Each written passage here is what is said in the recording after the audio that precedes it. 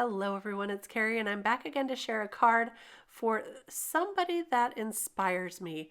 And I thought I'd put together some unexpected items here. I'm using the Drips and Drops stencil from Missing Stamps, the Art Deco stencil, which I haven't used in a really long time, and the Imagine a Dragon stamp set.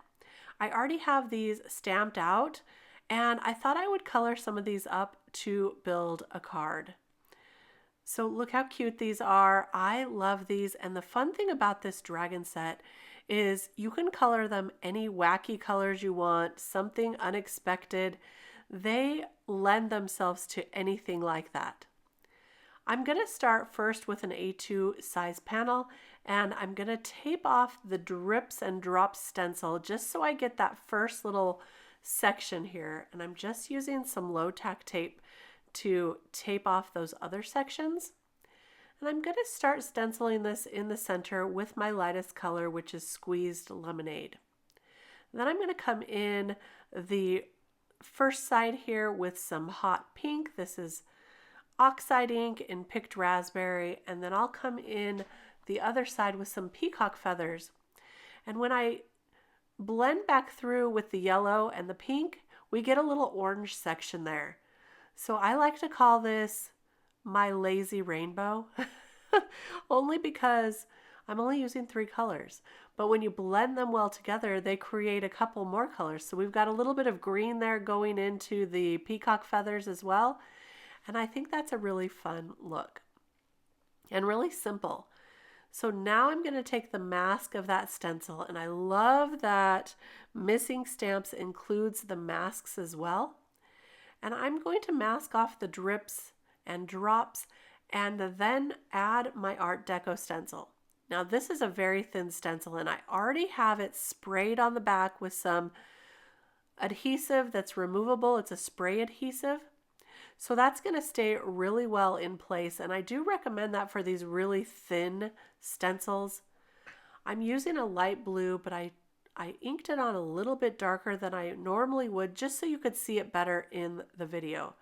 And I found that when I do things a little too light, that it's hard to tell in the video. So I did this a little bit darker just so you could see those beautiful designs. Now I'm just going to color up our dragon and the rainbow. I am going to use one of the pots of paint there as well.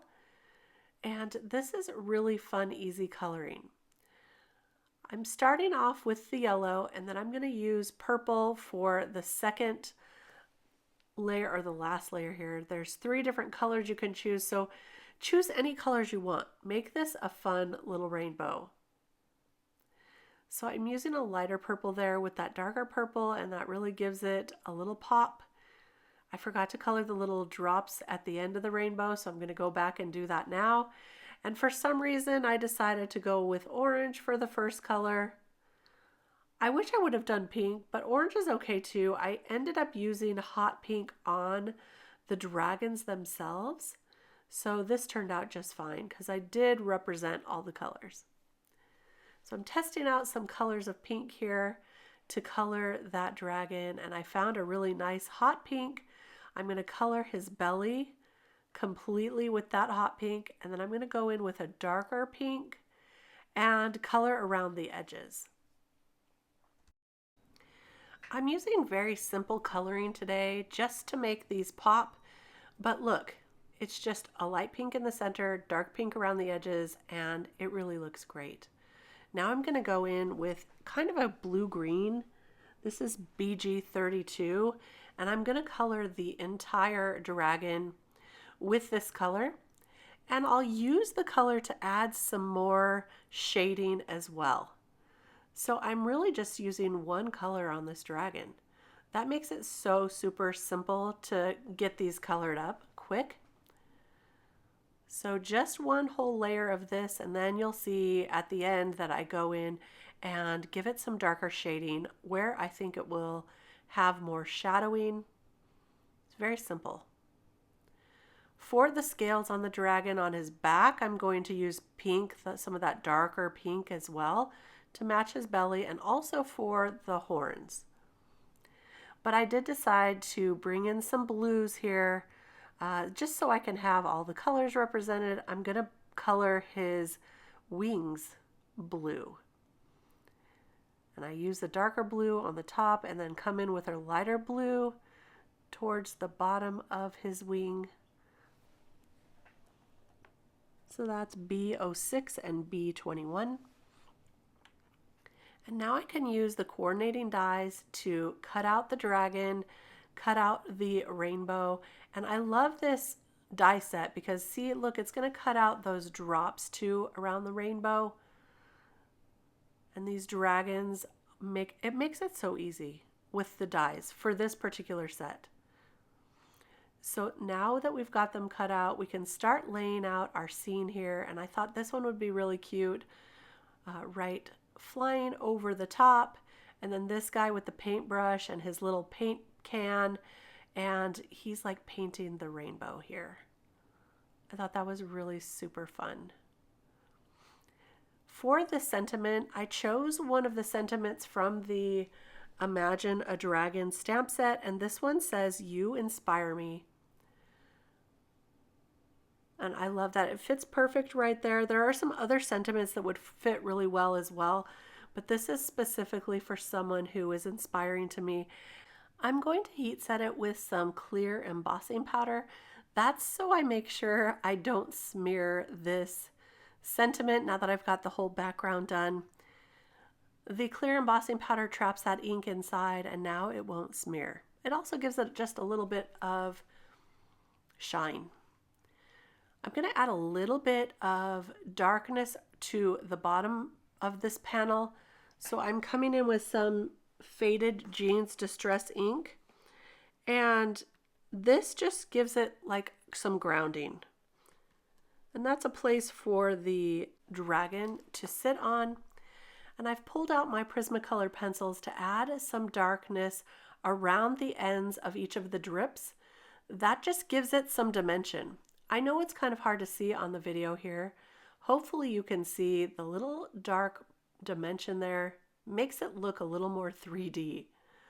So this is fun to do, just a little bit, not too much. And there we go.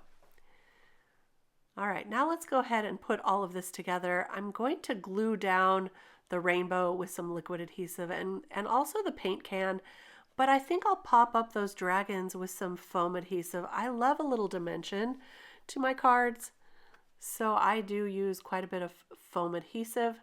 I'm going to add it to the second dragon as well, and they're both going to just be popped up there. So I'll finish adding that, put that on the card there. Look how cute this scene is. So cute, really fun. Now let's add it to our card base with some liquid adhesive, and we can add some finishing touches to this card. Yes, I still think it needs a little something. Now this card is a little bit busy, but how fun and exciting is it with all the colors? I'm going to add a little bit of Wink of Stella. This is like a glitter pen, and it just adds a tiny bit of shimmer to that rainbow. It's hard to see on video. In real life, it adds just a small amount. And then I'm going to darken up their eyes using a black Sharpie. You could use a Copic multi-liner if you have that, but I just think it makes it pop even more. And now a little bit of Stardust Stickles, which is my favorite. I'm going to add that to the can of paint, just to the paint part, and also to his paintbrush where the orange paint is. So there you can see that. And for the last thing, a little bit of gel pen to add some dots to those dragons to make it look like they have even more scales. So I'll just finish that up, add it to both dragons, and there's our card. Look at those cute dragons. How happy are they with those expressions on their faces? I just love it. I hope you did enjoy this card making tutorial today. I really did enjoy making it. I love these products, and I hope that it shows in my cards. I'll be back real soon with more cards to share. Thanks so much for stopping by. We'll see you then. Bye-bye.